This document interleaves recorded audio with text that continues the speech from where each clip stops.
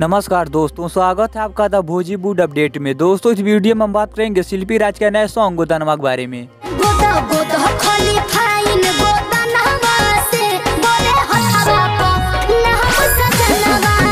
दोस्तों, इस गाने को लिखा है विजय चौहान ने और गाने में अपना म्यूजिक दिया है आर्या शर्मा ने। दोस्तों, इस गाने को यूट्यूब पर वर्ल्ड वाइड रिकॉर्ड के ऑफिशियल चैनल पर रिलीज कर दिया गया है। आप जाकर इस गाने को सुन सकते हैं।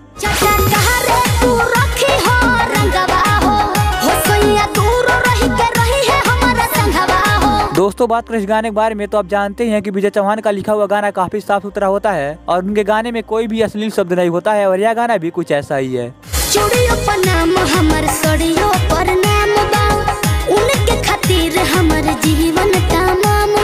दोस्तों, अगर आपने शिल्पी राज के इस नए सॉन्ग को सुन लिया है तो आप हमें कमेंट बॉक्स में बताएं कि यह गाना आपको कैसा लगा। और दोस्तों, वीडियो पसंद आए तो लाइक कीजिए, शेयर कीजिए और साथ ही हमारे यूट्यूब चैनल द भोजीवुड अपडेट को सब्सक्राइब कीजिए। मिलते हैं अगले वीडियो में।